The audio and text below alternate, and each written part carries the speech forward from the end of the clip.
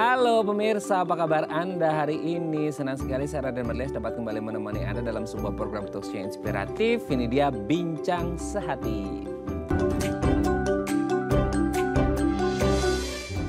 Yuk, saya mau tanya, sekarang Anda lagi keadaan sehat atau sakit? Semoga sehat ya. Tapi pernah nggak Anda notice gitu ya, ketika Anda sakit gitu, terus Anda berobat entah ke klinik, rumah sakit atau ke dokter lah ya gitu ya. Terus kemudian Anda kan pasti dikasih resep obat tuh ya.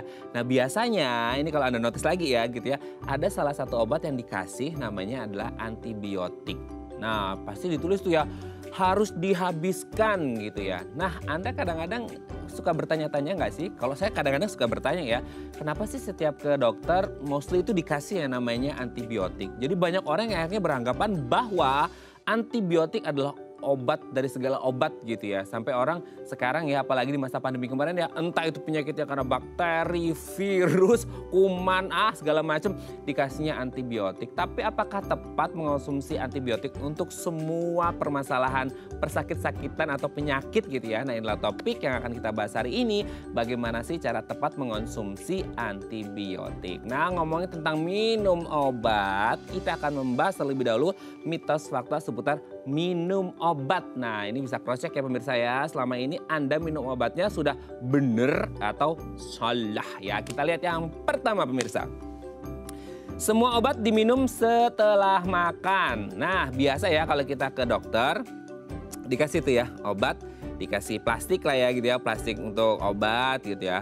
Ditulisin tuh, dicoret sebelum atau sesudah makan. Biasanya dianjurkannya adalah sesudah makan. Meskipun ada tulisannya sebelum juga, tapi rata-rata kayaknya sesudah makan. Tapi pertanyaannya gini, ketika Anda mendapatkan obat-obat tersebut dan seringkali mendapatkan petunjuk bahwa obat ini harus dikonsumsi setelah makan. Jadi pertanyaannya, oh berarti kalau kayak gitu obat itu harus dikonsumsi setelah makan ya. Kenapa? Karena mungkin dengan adanya makan dulu perut kita udah keisi dulu. Nah untuk membuat si obat ini bekerja secara maksimal tentu dibutuhkan makanan. Makanya selama ini kita berpikir bahwasanya ya tentu dong obat harus diminum setelah makan. Tapi ada nggak sih obat yang diminum sebelum makan?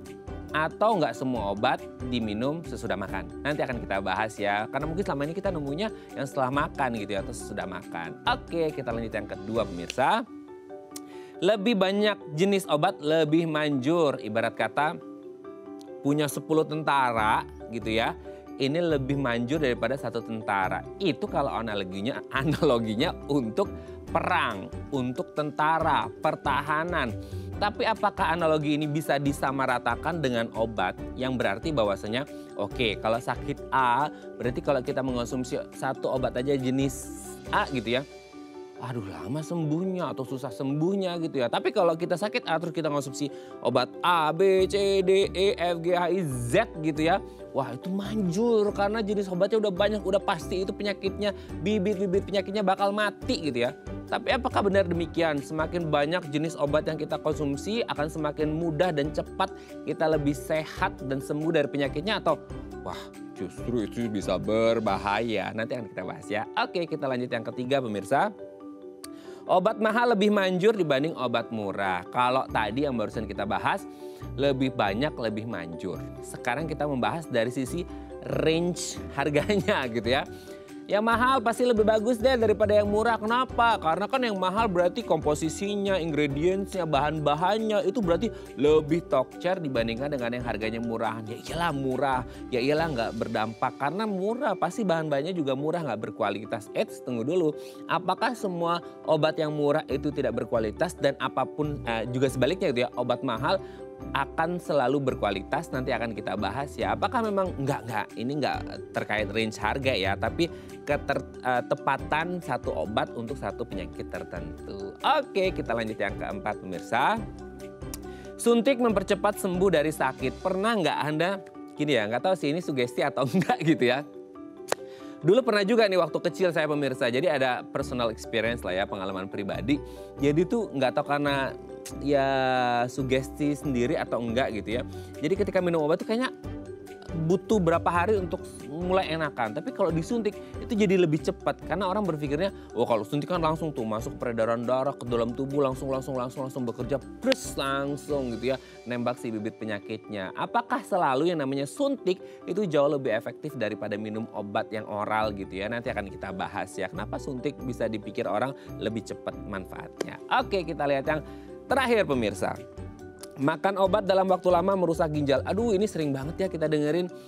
Aduh, kamu minum obat ini terus udah berapa lama? Udah segini, sudah berapa bulan, udah berapa tahun gitu ya. Padahal memang dia ya ada satu jenis penyakit yang memang dia harus dikendalikan dengan obat seperti itu. Tapi banyak orang yang agak worry akhirnya menghentikan konsumsi obatnya gara-gara takut ginjalnya kena nih, takut gagal ginjal dan lain sebagainya. Tapi apakah memang obat yang dikasih?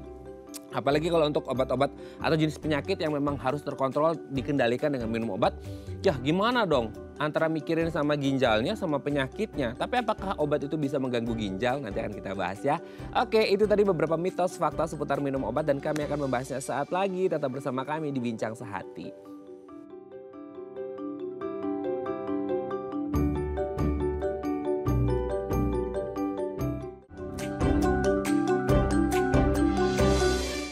Baik, Anda masih bersama kami di Bincang Sehati. Tadi di segmen sebelumnya kita udah membahas ya beberapa mitos fakta seputar minum obat. Nah, untuk membahasnya ini telah tersambung bersama kami di sambungan Zoom dengan Dr. Hairunisa Fitri Marpaung, MKet PD SPPD, spesialis penyakit dalam dari Rumah Sakit Mitra Medika Bandar Klipa dari Serdang, Sumatera Utara. Assalamualaikum, selamat pagi Dr. Nisa, apa kabar?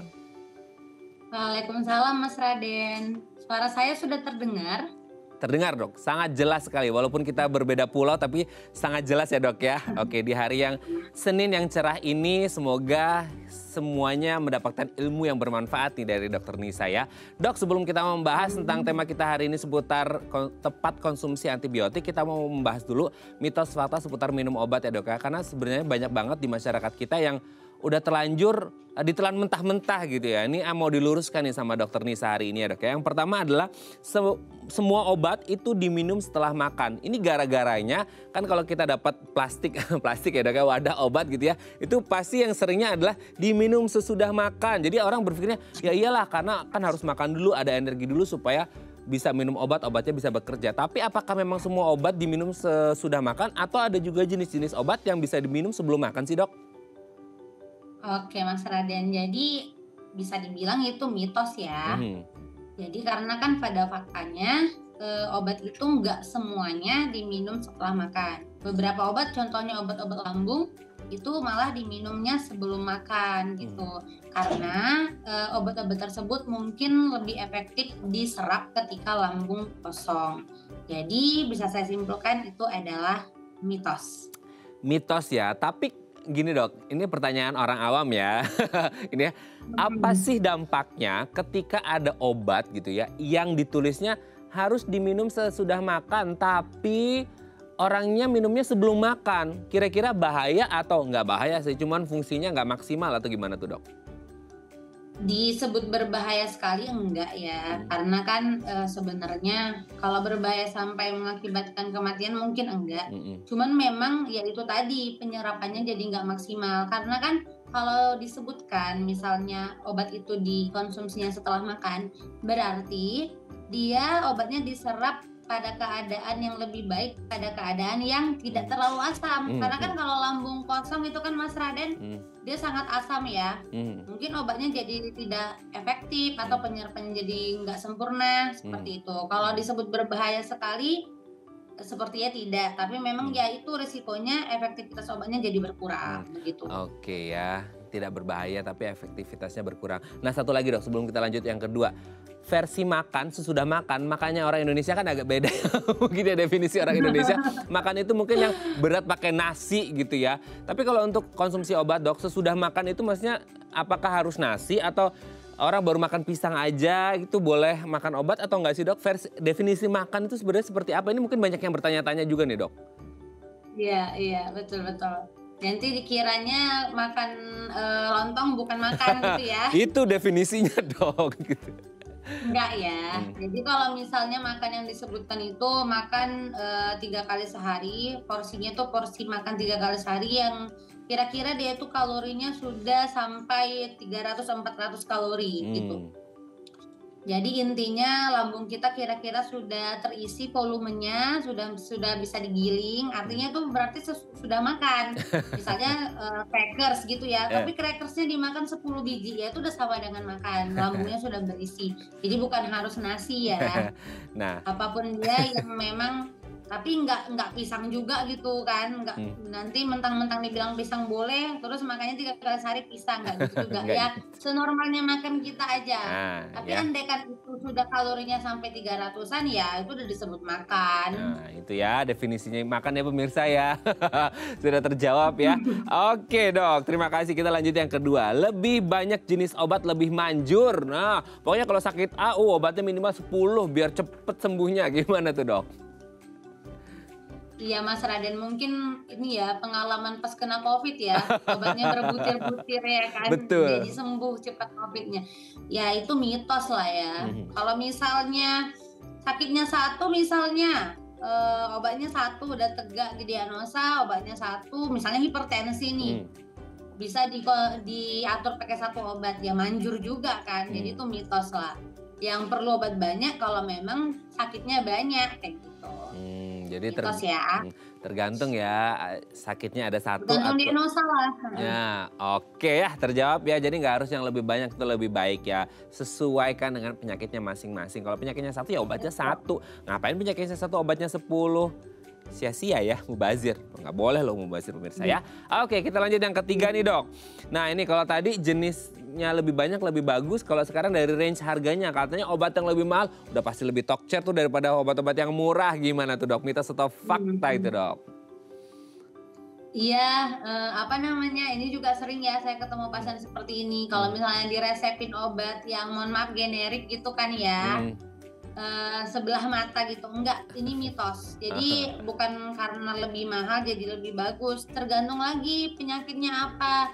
Jadi misalnya paracetamol ya, dia demam kita kasih paracetamol kita tahu ya banyak yang harganya terjangkau. Masa iya kita harus beli paracetamol yang satu tabletnya 1 juta baru manjur gitu kan? Enggak lah ya. Jadi balik lagi ke diagnosa. Jadi kalau memang penyakitnya berat butuh obat yang berat, misalnya obat-obat kemoterapi itu mahal ya kan. Walaupun dia generik ya itu tetap mahal kayak gitu. Jadi ini bukan masalah mahal dan murah, ini masalah diagnosa kita apa, terapinya apa, lalu ada harganya gitu. Tapi nggak ada jaminan kalau obat lebih mahal itu lebih bagus, nggak kayak gitu juga, mitos. Oke, jadi jangan pernah memandang sebelah mata sesuatu hal di depan kita meskipun harganya murah, siapa tahu manfaatnya berlimpah gitu ya dok. Kayak wis asik ya, ini Senin-Senin udah dibahas kata-kata bijak nih. Oke dok, kita lanjut yang keempat ya dok ya. Suntik mempercepat sembuh dari sakit. Nah ini dok, kadang-kadang orang minta disuntik aja deh biar cepet sembuh gitu ya. Kalau obat kelamaan, minum obat kelamaan dok gitu kan. Ya udah harus cepet-cepet kerja, cepet beraktivitas. Mitos atau fakta ini jadi ribet banget ya. Mitos atau fakta kalau suntik itu bisa mempercepat sembuhnya dok? Iya, jadi ini karena kebiasaan masyarakat kita tuh suka menggeneralisir ya kan. Betul. Jadi kalau misalnya penyakitnya memang lagi lambung akut misalnya gitu ya, mahnya akut, itu iya efektif banget lah itu si suntik-suntik itu ya kan dibanding obat makan mungkin. Tapi kalau misalnya penyakitnya yang lain cuman demam aja, enggak juga lah harus disuntik ya kan, sampai harus disuntik supaya demamnya turun. Jadi Mas Raden ini balik lagi ke jangan menggeneralisir dan jangan self diagnose dan jangan self treatment juga ya kan nih. Self treatment ini kadang ke dokter tapi dokternya didikte tuh obatnya apa, kan itu dikte namanya ya. Dok pokoknya mau disuntik, itu namanya mendikte. Jadi enggak juga, cuman kadang-kadang dokternya daripada ribet ya kan, ya udahlah kayak gitu. Toh juga enggak, yang penting kan prinsipnya kita apa ya, tidak melakukan yang berbahaya, kita no harm gitu. Selama itu tidak membahayakan pasien, pasiennya biar seneng ya kan, biar gembira, biar riang, biar imunnya bagus, kita ikutin aja ya kan. Oke, jadi akhirnya lebih ke psychologically-nya si pasien ya. Oke. Karena kadang kita udah kasih tahu, nggak perlu Pak, tapi dia lebih kayak itu tadi sugestinya, dia lebih berbahagia ketika disuntik, ya udahlah suntik vitamin juga ya demi pasien lah, yang penting no harm, kita nggak melukai, nggak berbahaya, kita oke aja lah. Oke, gitu. selama masih oke-oke aja, aman-aman aja, go ahead ya. Tapi Nggak sebisa membahayakan mungkin. kita ACC. Oke, tapi sebisa mungkin jangan self treatment ya, apalagi self diagnose juga gitu. Karena kan itu yang kayak aduh. Jadi biasanya kalau sekarang dok ya, mereka googling di Google dulu gitu ya. Kemudian udah dapat fakta-fakta menurut mereka, akhirnya ke dokter minta ini gitu ya. Jadi ke dokter cuma minta suntik aja gitu ya. Aduh, itu banyak banget sekarang ya, jadi harus berhati-hati. Oke dok, yang terakhir. Makan obat dalam waktu lama merusak ginjal. Ini juga sering dok kita dengar. Aduh, kamu makan ini terus, ginjal kamu bisa rusak, kamu bisa gagal ginjal gini-gini segala macam. Betul nggak sih? Tapi masa dokter ngeresepin obat yang bisa merusak ginjal, kan kayaknya serem banget dok. Gimana nih dok? Iya, jadi bener ya tadi di awal segmen ini kan Mas Raden udah bilang ya, padahal pasiennya memang perlu gitu ya. Jadi itu bener ya Mas Raden. Apa namanya, kalau misalnya dia penyakitnya diabetes, hipertensi, penyakit-penyakit kronis yang memang sudah butuh obat seumur hidup, terkontrolnya pakai obat, itu malah obat-obat hipertensi dan diabetes itu adalah obat yang melindungi ginjalnya gitu. Kenapa sampai masyarakat kita tahu, aduh ini obat kalau kelamaan, kalau terus-terusan ginjalnya bisa rusak gitu ya. Itu nggak sepenuhnya mitos juga sih. Karena pada dasarnya di masyarakat kita tuh banyak yang tadi self treatment. Misalnya sakit kepala beli anti nyeri, ya kan? Kemudian sakit kaki atau lutut beli steroid sendiri. Obat ada namanya obat steroid ya kan. Jadi karena ulah-ulah yang self treatment inilah sebenarnya akhirnya obatnya diminum terus-terusan, anti nyeri misalnya kalau diminum terus-terusan, ya benar itu bisa merusak ginjal. Tapi tidak bisa kita generalkan semua obat merusak ginjal. Beberapa obat pada penyakit tertentu malah melindungi ginjal, Mas Raden. Nah itu dia, jadi dokter pasti udah tahu ya kalau Anda meriksa ke dokter, dikasih resep tuh ya sama dokter obat A, B, C segala macam, ya insya Allah tidak akan merusak ginjal. Justru untuk beberapa penyakit tertentu itu bisa menjaga kesehatan di si ginjal ini sendiri. Oke, terima kasih dokter Nisa, ini sudah terjawab mitos fakta seputar minum obat. Jadi pemirsa nggak salah lagi ya minum obatnya dari A, B, C, D, E. Tadi poin-poinnya sudah dijelaskan oleh dokter Nisa. Oke dok, nanti kita akan lanjut lagi ya di segmen selanjutnya, kita ngomongin tentang antibiotik. Oke pemirsa, kalau Anda punya pertanyaan seputar tema kita hari ini boleh di 021 290 3244 atau DM Instagram kami di @daifamily. Kami akan kembali sesaat lagi.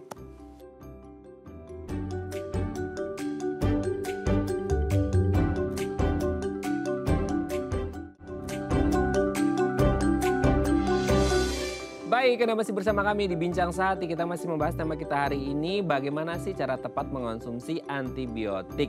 Kalau ada punya pertanyaan seputar, aduh minum antibiotik itu manfaatnya apa aja, gimana caranya dan lain sebagainya, boleh ya di 021 290 3244 atau DM Instagram kami di @daifamily. Kita masih bersama dengan Dr. Hairunisa Fitri Marpaung, MKed PD, SPPD, spesialis penyakit dalam dari Rumah Sakit Mitra Medika Bandar Klipa, Deli Serdang, Sumatera Utara. Oke, Dr. Nisa, kita lanjut lagi ya dok ya. Kalau tadi minum obat, sekarang tepat konsumsi antibiotik. Ini banyak ya dok ya orang bilang obat dari segala obat adalah antibiotik gitu ya. Itu udah banyak ya di masyarakat kita. Tapi kalau boleh dijelaskan, nanti harus diklarifikasi nama dokter ya mengenai antibiotik ini seperti apa. Tapi boleh dijelasin nggak sih dok, antibiotik ini apa dan terbuat dari apa gitu. Sampai banyak orang yang bilang wah ini adalah obat dari segala obat gitu dok. Oh iya, jadi kenapa sampai disebutkan seperti itu gitu ya Mas Raden ya? Jadi mungkin karena beberapa penyakit kan kita Indonesia ini kan memang masih negara tropis ya Mas Raden ya. Betul. Negara tropis itu memang banyak bakteri, gampang terkena infeksi, iya benar. Nah jadi mungkin itu anggapan yang salah aja sih. Antibiotik itu memang perlu, tapi nggak di semua penyakit juga sih diresepkan. Kenapa sampai dibilang obat dari segala obat? Mungkin karena setelah konsumsi obat itu rasanya jadi lebih enakan, sembuh gitu ya, jadi segaran. Tapi memang mungkin juga karena proses penyakitnya sudah mulai membaik, tambah lagi antibiotiknya, jadi dia merasa segar, wah mantep nih antibiotik gitu kira-kira. Mungkin ya. Oke ya, tapi terbuat dari apa sih dok biasanya antibiotik ini sendiri sampai kayaknya hampir diresepkan di semua jenis penyakit gitu dok? Ya, jadi awal sekali sebenarnya ketika antibiotik ini ditemukan, ya ditemukan dari mikroba sendiri. Hmm, Jadi dia dasarnya tuh dari si bakteri, bakteri hmm, sendiri gitu. Cuma pada akhir-akhir ini kebanyakan itu sudah sintetis, Mas Raden. Jadi hmm, maksudnya kita menyamakan saja dengan apa namanya bagian dari bakteri itu hmm. sebelum menjadikannya menjadi obat. Tapi sebagian ada juga memang diambil dari bagian dari si mikroba atau si bakteri sebelum dijadikan menjadi obat. Oke, Dok, ini kan ini pertanyaan orang awam ya, Dok ya. Jadi kan orang sakit itu gara-gara banyak hal. Mungkin salah satunya adalah bakteri gitu. Tapi kenapa Iya, akhirnya kok diresepkan antibiotik yang notabene-nya terbuat dari bakteri juga? Nah, ini kan jadi pertanyaan banyak orang. iya. Gimana tuh, Dok? Ya cerdas ya pertanyaannya Mas Raden. Ini bakterinya berbahaya buat sakit, tapi kenapa bisa jadi obat Hmm. gitu ya? Itu sama kayak pertanyaan ini vaksin kan isinya virus, kok Nah, bisa jadi vaksin nah, gitu. mm, Nah, jadi karena sebenarnya yang kita ambil itu bukan bakteri secara utuh gitu, mm, bukan. Antibiotik itu kita hanya mengambil beberapa protein tertentu dari bakterinya, mm, kemudian nanti proteinnya itu dijadikan sebagai penghambat perkembangan bakteri di tubuh kita gitu mm. dengan metode molekuler lah ya yang mungkin agak jelimet kalau dijelaskan, tapi protein itu kalau kita masukkan ke tubuh kita bisa menghambat perkembangan atau membunuh populasi bakteri yang mungkin sedang menginfeksi seseorang seperti itu. Jadi Oh, bukan bakteri seutuhnya yang mm, kita mm, masukkan. mm. Misalnya ada sakit tifus ya, kita ngasih antibiotik. Itu bukan berarti apa namanya bakteri Salmonella typhi yang kita masukkan, bukan, tapi ada mungkin protein tertentu di antibiotik itu yang bisa ketika dimasukkan menghambat pertumbuhan Salmonella typhi yang ada di badan orang yang sedang sakit tifus gitu. Oke tuh terjawab ya pemirsa ya, bukan masukin bakteri. Orang sakit kok malah dimasukin bakteri? Itu kan pertanyaan banyak orang, sudah terjawab Apalagi ya? zaman sekarang ya Mas Hmm, Raden kebanyakan sintetis. Jadi hanya kita miripkan hmm, proteinnya, dimiripkan proteinnya di obat tersebut ya sama ahli farmasi dan yang udah ahli lah ya. hmm. Kemudian itu bukan bakteri lagi tapi protein yang dimiripkan, istilahnya sintetis. Oke, terjawab ya pemirsa ya. Antibiotik terbuat dari Mhm. apa? Yang penting manfaatnya itu baik untuk kesehatan kita. Nah, tapi kalau berbicara dari jenisnya dok, ada nggak sih jenis-jenis dari antibiotik atau semuanya sama gitu ya? Terbuat dari ya yang diambil beberapa dari si bakteri atau ada beda-beda atau gimana jenis dari antibiotik itu sendiri kan sekarang apalagi di masa pandemi kemarin kayaknya semua orang aduh kita minum antibiotik ya padahal kan di virus ya bukan bakteri gitu. Nah antibiotik ada jenisnya atau enggak sih dok? Ada ya Mas Hmm. Raden ya, bener nih. Eh kalau antibiotik itu banyak sekali jenisnya ya, banyak sekali. Ada yang golongan penisilin, ada yang golongan cephalosporin, ada yang golongan macrolide yang mungkin Mas Raden juga nggak peduli itu Hmm. apa ya Hmm. kan. Jadi intinya jenis-jenis ini masih banyak lagi jenis-jenisnya. Jadi turun dari itu cuman bagian besarnya, yang di bawahnya itu masih banyak lagi yang nanti bisa kita gunakan tergantung dari apa penyakitnya. Kalau misalnya kayak yang terkenal nih ya amoxicillin ya Hmm. kan, Hmm. amoxicillin tuh itu adalah golongan antibiotik penisilin Hmm. seperti itu. Hmm. Ada banyak sekali memang. Oke, tapi kalau antibiotik ini sendiri dok, ini juga pertanyaan banyak orang pasti ya. Tadi juga sempat aku mention di masa pandemi juga kemarin, ya banyak lah gitu orang yang akhirnya mengonsumsi antibiotik untuk meredakan atau Oh iya menyembuhkan iya iya. COVID seperti itu. Nah, apakah antibiotik ini hanya berfungsi let's say untuk membunuh si bakteri-bakteri jahat yang masuk sebagai sumber penyakit atau sebenarnya juga bisa membunuh virus juga atau kuman atau yang lain-lain dalam tubuh kita karena kan selama ini ya mungkin ini ya ada orang kena flu, batuk, pilek itu kan sebenarnya virus influenza ya, flu gitu bukan bakteri tapi orang banyak antibiotik juga. Nah gimana tuh dok? Iya benar. Jadi ini ada yang mau saya luruskan juga nih. Hmm. Kadang kita atau masyarakat awam tidak tahu bedanya kuman, bakteri, virus, mikroba itu kayak Satu. terbalik-balik dan tercampur-campur gitu ya. Iya iya. Nah, jadi mikroba sendiri itu adalah pokoknya seketika patogen. Patogen itu maksudnya sesuatu yang bisa menginfeksi manusia. Hmm. Itu bendanya kecil, tidak bisa dilihat mata, itu namanya mikroba. Hmm. Mikroba itu ada banyak sekali Mas Raden. Hmm. Yang paling kita sebutkan ini yang hari ini nih, si bakteri, ya Hmm. kan? Kemudian yang kedua virus. Jadi bakteri dan virus mereka itu beda ya. Ketiga jamur. Jamur itu juga mikroba selain dari yang dua. Jadi ada bakteri, ada virus, ada jamur, ada juga yang namanya amuba, itu parasit ya. Nah, jadi antibiotik ini sebenarnya lebih banyak berperan di bakteri.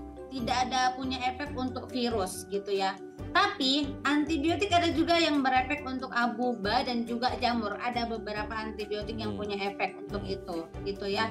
Tapi notabene-nya antibiotik itu untuk si bakteri.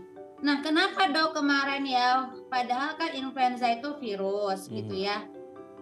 Dokternya tapi tetap ngeresep antibiotik dok. Nah, itu kan kita nggak bisa generalkan juga. Kembali juga ke individunya. Bisa jadi yang sedang terkena influenza itu mengalami infeksi sekunder dari bakteri, ya kan? Misalnya ada faringitis, ada infeksi bakteri di faringnya. Nah, kan nggak mungkin dokternya tidak menambahkan antibiotik. Begitu Mas Raden. Nah, balik ke COVID kemarin, kenapa dok ada bakterinya? Ya bisa jadi juga mungkin udah ada infeksi sekunder di paru-parunya. Bisa jadi ada bakteri di paru-parunya, maka ditambahkan antibiotik. Tapi kalau memang dokternya yakin itu adalah virus murni, insya Allah tidak akan diresepkan antibiotik Mas Raden. Oke, berarti memang per kondisi ya, siapa tahu ada infeksi sekunder dari bakteri yang masuk sehingga akhirnya kemarin ada beberapa pasien COVID yang diresepkan antibiotik. Tapi ini tidak bisa digeneralisir bahwa semua pasien COVID bisa minum antibiotik. Nah pemirsa ya, ini menjadi pembelajaran kita bersama bahwasanya tidak semua kasus COVID itu bisa minum antibiotik. Karena pun kalau diresepin antibiotiknya itu bukan karena COVID-19-nya, tapi karena infeksi sekundernya yang ada bakteri entah di paru-paru atau di organ yang lain gitu ya dok ya. Nah terjawab ya pemirsa ya. Atau di tempat lain lah ya, kita nggak tahu kondisi per pasien. Oke, nah yang menjadi pertanyaan berikutnya adalah sebenarnya kalau kita konsumsi antibiotik kan sorry to say juga sekarang banyak ya dok ya dijual gitu ya. Nah apakah ini ya ada ya dok akhirnya orang yaudah konsumsi aja kan udah kemarin udah dapat resep tuh dari dokter begini kalau sakit begini ya udah langsung membeli aja gitu ya. Atau sebenarnya harus dari resep dokter sesuai dengan kondisi masing-masing, nanti akan kita bahas di segmen selanjutnya ya dok ya. Oke pemirsa 021 290 3244 atau DM Instagram kami di @daifamily kalau Anda punya pertanyaan, kami akan kembali sesaat lagi.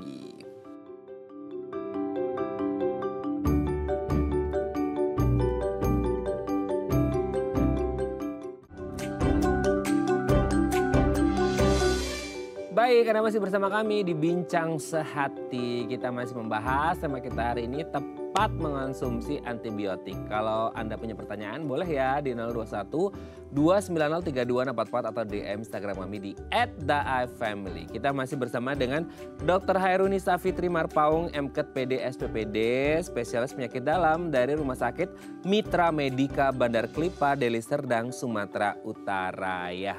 Oke, kita lanjut lagi ya Dr. Nisa.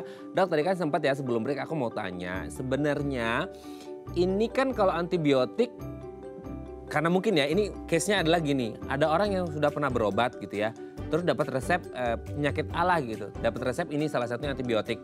Akhirnya ketika dia sakit lagi, kayaknya dia nggak perlu ke dokter, karena udah tahu resep obatnya tuh kayak gini deh dokter, akhirnya dibeli gitu ya. Karena mungkin aksesibilitas untuk membeli antibiotik juga agak lumayan mudah gitu ya dok ya. Nah ini gimana dok, apakah bisa seperti itu atau nggak bisa, nanti justru menimbulkan resistensi antibiotik, tetap harus pakai resep dari dokter dok? Iya, terima kasih ya Mas Raden. Jadi bener ya, nggak boleh ya. Jadi mungkin pemerintah juga mungkin dan berbagai pihak yang punya kapasitas untuk mengawasi hal tersebut juga harus lebih ekstra lagi dalam mengamati ke lapangan. Harusnya kan nggak boleh ya masyarakat itu bisa bebas membeli antibiotik tanpa resep dokter. Ya, jadi jangan karena alasan malas konsul gitu langsung beli sendiri. Itu tadi ya self treatment itu ya Mas Raden. Jadi apa dampaknya kalau misalnya beli-beli sendiri aja gitu? Satu, iya benar resistensi. Jadi kan belum tentu juga sakit yang sekarang itu memang fix karena bakteri yang sama. Kedua, belum tentu juga dosisnya pas gitu kan. Keadaan kita ketika sakit 6 bulan yang lalu dengan sakit yang sekarang belum tentu sama. Betul. Berat badan kita belum tentu sama. belum tentu juga sakitnya cuman hanya itu, apakah ada masalah yang lain sekarang, gitu kan. Jadi benar-benar sangat tidak dianjurkan untuk beli obat sendiri walaupun kemarin pernah sembuh dengan obat antibiotik tersebut, gitu. Nah tuh didengerin ya pemirsa ya, nggak boleh asal beli dan asal minum. Semua harus dari resep dokter karena satu jenis penyakit mungkin kita sebagai orang awam menilainya sama aja lah gini kayak kemarin. Tapi ketika diperiksa sama dokter bisa jadi kondisinya bisa berbeda-beda gitu ya. Jadi tidak bisa disamarata seperti itu ya. Oke dok, sebelum kita lanjut, ini kebetulan ada yang DM Instagram mau tanya ke dokter Nisa. Aku bacakan dulu ya dok ya. Ini dari Pak Grensi ya, Pak mungkin ya ini ya. Oke, Pak Gren ya. Dok, saya batuk udah berbulan-bulan. Di pemeriksaan pertama katanya bronkitis. Lanjut pemeriksaan lagi hasilnya pneumonia. Oke, apa bisa konsumsi antibiotik dulu sebelum konsul lagi? Terima kasih. Oke, batuk udah berbulan-bulan, pemeriksaan pertama katanya bronkitis, lanjut lagi pemeriksaan katanya pneumonia. Apa bisa konsumsi antibiotik dok? Gimana nih dokter Nisa? Iya baik, jadi kalau misalnya keadaan bronkitis dan pneumonia ya Pak ya, itu keadaannya bisa saja memang masalah yang akut. Akut itu maksudnya bisa sembuh dalam waktu 1-2 minggu gitu ya Mas Raden ya. Artinya akut dia, tidak kronis. Tapi kan kalau misalnya ada keluhan batuk yang berlama-lama seperti berbulan-bulan seperti pasien kita ini, nah, jadi ada baiknya memang kembali lagi ke dokter untuk dievaluasi ulang harusnya. Jadi jangan minum obat sendiri dulu. Yang pertama, mungkin nanti dokternya akan berpikir ke arah mungkin, mohon maaf, tuberkulosis ya. Jadi di Indonesia ini kalau ada pasien yang batuknya tidak sembuh-sembuh, ada pemikiran kita ke arah tuberkulosis. Mungkin dokternya nanti bisa melakukan pemeriksaan dahak terlebih dahulu sebelum memberikan antibiotik yang tepat untuk Bapak. Gitu. Oke, semoga ini bisa menjawab pertanyaan Pak Gren ya. Kalau bisa jangan, ini baru saja kita bahas sebenarnya dok ya. Maksudnya jangan self diagnosis juga, self treatment dengan mengonsumsi antibiotik sendiri. Kembali aja dulu. Kembali ke dokter lagi, konsul lagi, kira-kira apa penanganan yang tepat gitu ya. Jangan sampai malah nanti niatnya baik untuk menyembuhkan, malah muncul hal-hal yang lain. Terima kasih Pak Gren ya sudah menghubungi kami, sehat selalu. Kan Mas Raden satu lagi nih mau saya pesankan nih Mas Raden. Iya. Atau jangan-jangan bapaknya masih merokok dan belum berhenti-berhenti, itu sering juga tuh jadi penyebab batuk berbulan-bulan ya kan. Oke. Berarti memang harus diwaspadai ya. Jadi balik lagi lah nanti dokternya evaluasi ya Pak ya. Oke ya, dan hentikan kalau emang ngerokok ya Pak Gren ya. Berhenti merokok sekarang juga ya. Bisa sehat paru-parunya, bisa sehat dompetnya ya. Oke dok, kita lanjut lagi ya. Oke dok, tapi kalau kita berbicara tentang antibiotik kan biasa ya ditulis itu harus dihabiskan. Nah itu kan sering banget harus dihabiskan. Kadang-kadang dok yang terjadi adalah ketika kayak ini porsinya untuk 10 kali minum katakanlah seperti itu. Tapi udah 6 kali minum itu badan udah enakan. So banyak orang kayak udahlah nggak usah diminum. Satu karena udah sembuh, udah ngerasa enakan. Kedua, aduh kalau dimakan semuanya nanti ginjalnya rusak lagi. Udah ya ginjal tadi udah kita bahas ya dok ya gitu ya. Tapi akhirnya banyak orang meninggalkan antibiotik gara-gara udah enakan. Kenapa sih dok harus ada tulisan harus dihabiskan gitu? Iya, baik Mas Raden. Jadi kan tujuan antibiotik itu adalah membunuh populasi bakteri yang sedang menginfeksi gitu kan ya. Jadi misalnya nih, saya ibaratkan misalnya ketika dia demam tinggi itu populasi bakterinya ada 100 juta misalnya, ya kan? Nah jadi minum antibiotik 3 hari berhasil tuh membunuh bakterinya. Bakterinya tinggal dari 100 juta jadi cuman 20 juta. Nah jadi itu pasti keadaannya itu pasti membaik ya, demamnya pasti berkurang, meriangnya juga berkurang, badannya enakan, nafsu makannya kembali. Tapi apakah yang 20 juta itu kita biarkan hidup dan biarkan berkembang menjadi bakteri yang lebih superpower lagi? Nah, jadi itu adalah analogi dari resistensi ya. Mungkin di 20 juta yang tertinggal itu kita sudah merasa baikan, tapi mereka adalah populasi yang bisa berkembang menjadi lebih hebat lagi karena berhasil selamat tuh dari antibiotiknya. Nah, jadi kenapa antibiotik harus dihabiskan? Supaya 100 juta tersebut mati semua, gitu kira-kira. Jadi tidak ada yang berevolusi menjadi lebih kuat di masa depan, supaya tidak ada lagi kata-kata resistensi antibiotik. Begitu kira-kira Mas Nah Raden. itu ya, ibarat kenangan yang buruk itu jangan disisain ya Dok ya, harus dihabiskan ya, Iya. dibuang. Jangan sampai teringat-teringat lagi, itu juga berlaku untuk antibiotik gitu ya, dimana mungkin dari 100 Nah, juta jadi tadi. biasanya kalau dia jadi gini kan, ada itu istilah, kalau misalnya dia udah selamat dari satu masalah, dia tuh bakalan muncul menjadi sesuatu yang lebih kuat. Ya seperti itulah resistensi. Jadi ketika dia selamat dari infeksi yang kali ini, wah aku nggak mati nih kemarin dapat dari amoksisilin. Ya ini juga udah nggak minum nih si pasiennya. Jadi dia akan tumbuh menjadi bakteri yang lebih kuat. Itulah kata-kata dari itu maksudnya istilah gampang dari resistensi sebenarnya Mas Raden. Jadi ketika kita berhasil membunuh sampai habis, pasiennya patuh tuh minum sampai akhir, tidak ada yang tersisa. Jadi resistensi juga bisa kita minimalisir, insya Allah. Insya Allah ya. Dok, tapi berarti juga gini ya Dok ya, maksudnya ketika, bener nggak ini, ketika ada orang bilang bahwasanya ketika tidak dihabiskan gitu ya antibiotiknya kan masih ada sisa yang 20 juta bakteri tadi tuh ya. Terus mereka bertumbuh lagi. Nah ketika muncul lagi gejalanya gitu ya di badan demam segala macamnya gitu. Terus diobatin lagi pakai antibiotik yang sama itu masih bisa atau nggak bisa Dok? Ya balik lagi, jadi kan tubuh manusia itu memang luar biasa Masya Allahnya ya Mas Raden ya. Jadi kadang-kadang yang tertinggal 20 juta itu kalau nasibnya baik, sistem imun kita bagus, ya mereka akan mati semua gitu.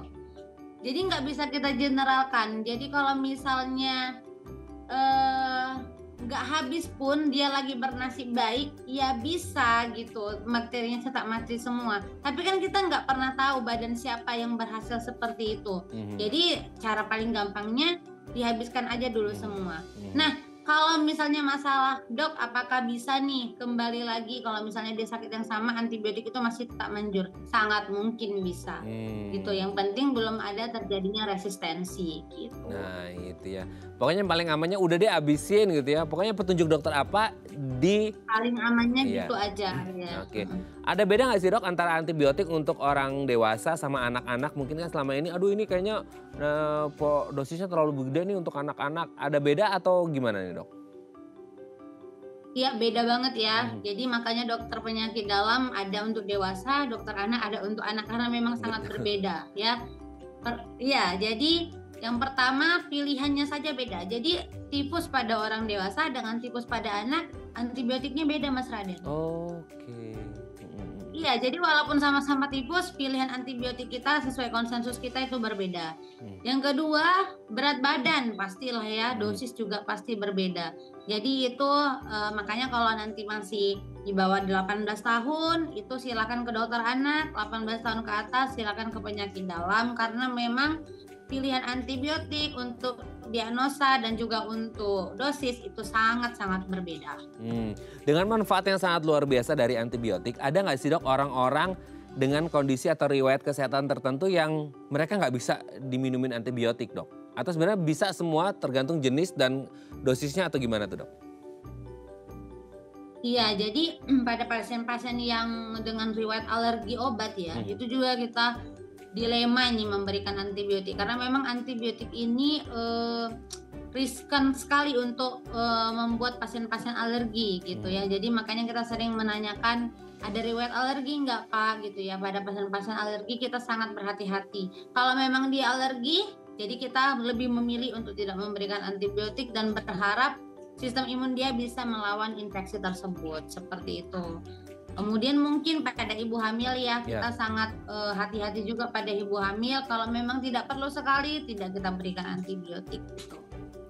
Oke, jadi itulah ya Dok ya, sekali lagi ya. Jadi jangan asal minum berbagai macam obat termasuk utamanya adalah antibiotik. Tetap harus dikonsultasikan karena mungkin ada beberapa kondisi dengan riwayat kesehatan tertentu yang ini kayaknya agak dilematis juga dan bingung juga ya harus diberikan antibiotik atau enggak. Jadi semuanya harus konsultasi ke dokter. Oke Dok, nanti kita akan lanjut lagi ya di segmen terakhir. Masih di Bincang Sehati ya Dok ya. Oke pemirsa 021 290 3244 atau DM Instagram kami di @dafamily kalau Anda punya pertanyaan. Kami akan kembali sesaat lagi.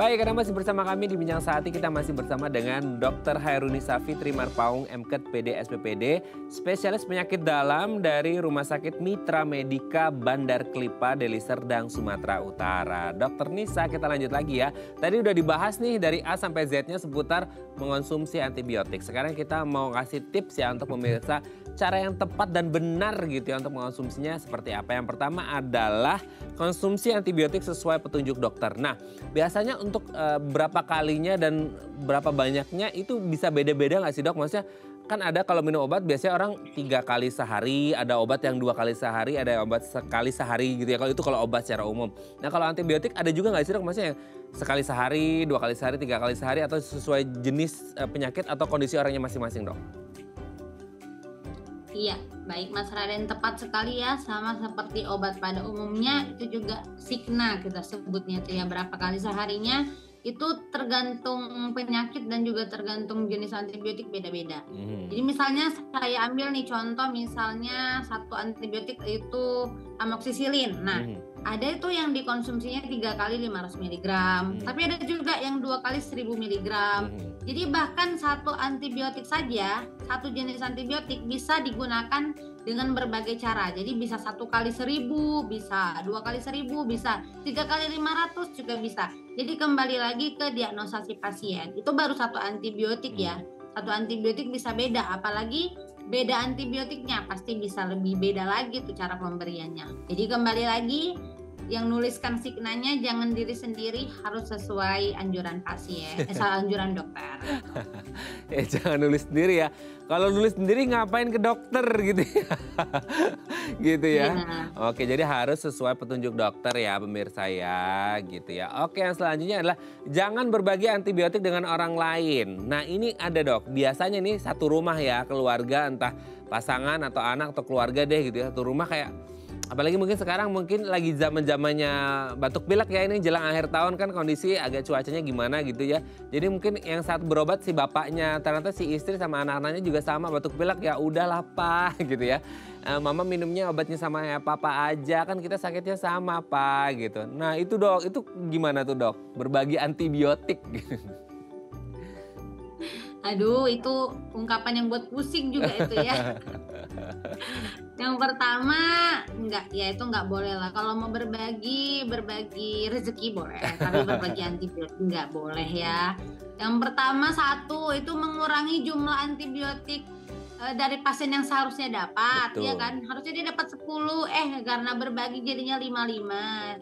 Balik lagi ke yang tadi, itu resiko resistensi jadi makin besar. Yang kedua, bisa nggak sembuh juga ya kan, karena obat dosisnya kurang. Kemudian yang kedua tadi, belum tentu juga penyakitnya si ibu itu sama dengan si bapak gitu ya. Jadi tetap harus ibunya ke dokter dulu, periksa dulu.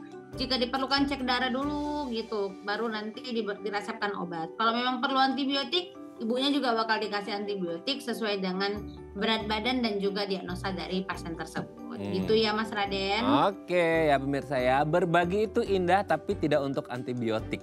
Dicatat ya. Oke ya. Oke dok, yang selanjutnya adalah jangan sembarangan membeli antibiotik. Nah ini dok, keseringan kita kan sebagai masyarakat awam, tadi dokter udah nyebut antibiotik itu jenisnya beda, dosisnya juga beda, untuk peruntukannya juga beda. Tapi karena mungkin awam, karena penyakit ini, ya udah akhirnya beli sembarangan antibiotik. Kadang-kadang pun ya belinya bebas, nggak tahu itu gimana dosis segala macam. Nah sembarangan itu bisa berbahaya atau nggak sih dok? Ketika kita ngomongin ya udah beli antibiotiknya sembarangan gitu. Iya baik Mas Raden, tentu berbahaya ya. Jadi benar-benar kita harus hati-hati sekali nih minum obat itu. Obat itu bisa jadi obat, tapi dalam dosis tertentu bisa juga jadi racun. Jadi tipis sekali ya obat itu, antara jadi obat dengan jadi racun itu tipis banget ya. Jadi benar-benar harus ada pengawasan. Jadi resepnya itu harus benar-benar dari dokter dengan tepat dulu diagnosa supaya kita bisa tepat pemilihan obat dan juga tepat dosis. Jadi kalau misalnya dibeli-beli sendiri bisa jadi overdosis, bisa jadi muncul reaksi alergi. mungkin yang nggak terlalu kelihatan bisa memicu resistensi. Cuman kan resistensi itu efeknya nggak langsung ya Mas Raden ya. Jadi orang ya jadi masa bodoh juga kan. Cuman kalau misalnya alergi dan juga overdosis itu kan cepat. Jadi saya sangat tidak menyarankan untuk membeli sendiri, apalagi membeli obat antibiotik secara sembarangan, nggak boleh. Oke. Nah, ini bukan menakut-nakuti ya dok ya, tapi ini benar-benar mau tanya, ada nggak sih maksudnya kayak komplikasi atau hal yang buruk yang bisa saja terjadi kalau kita overdosis, tadi dokter sempat menyebut dari si antibiotik ini sendiri dok? Iya bisa lah ya Mas, kalau misalnya kebanyakan bisa overdosis, nauzubillah min dzalik, itu bisa buat kematian. Dan yang kemudian juga yang cepat reaksinya itu adalah alergi, bisa memunculkan nanti namanya reaksi anafilaksis. Jadi alergi itu membuat saluran nafas kita menjadi sempit, kita sesak nafas, nggak bisa tarik nafas, itu bisa cepat mengakibatkan kematian juga. Jadi kalau yang efek jangka panjang mungkin ya kayak resistensi, orang-orang nggak peduli ya Mas Raden ya, nggak peduli juga gitu kehidupan anak cucunya di masa depan, nggak peduli juga. Tapi kalau kayak alergi, overdosis itu bisa dirasakan dengan cepat, jadi sangat tidak disarankan. Apalagi mungkin untuk yang ada riwayat kesehatan tertentu itu bisa lebih cepat lagi kelihatannya ya dok ya, kerasanya gitu ya. Iya, tapi balik lagi lah, kan kalau misalnya insiden alergi pun kita mungkin 1 dari 8 orang gitu ya. Beberapa orang mungkin Mas Raden santai-santai aja tuh, beli antibiotik sembarangan, ya udah nggak ada gejala apa-apa, sembuh juga. Ya dia lagi nasibnya bagus ya kan, tapi kita nggak tahu ya, kita nasib yang mana kan nggak pernah tahu. Nah itu dia ya. Oke, jadi intinya harus konsul ke dokter untuk mendapatkan perawatan terbaik. Kita kan maunya sehat ya, bukan nggak sehat ya. Oke, terima kasih Dokter Nisa. Sebenarnya banyak yang mau kita bahas, tapi waktu juga membatasi kita. Terima kasih Dokter Nisa sudah berbagi. Semoga ini menjadi ilmu bermanfaat untuk kita semuanya untuk bijak mengonsumsi antibiotik. Terima kasih ya dok ya. Salam sehat untuk keluarga di rumah dan teman-teman di rumah sakit. Selamat pagi, Assalamualaikum Dokter Nisa. Waalaikumsalam warahmatullahi wabarakatuh. Oke pemirsa, itu tadi perbincangan kita dengan Dokter Nisa. Semoga bermanfaat ya. Saya Raden Madlias pamit. Sampai jumpa dan selamat kembali melanjutkan aktivitas Anda di hari Senin yang indah ini. Bye.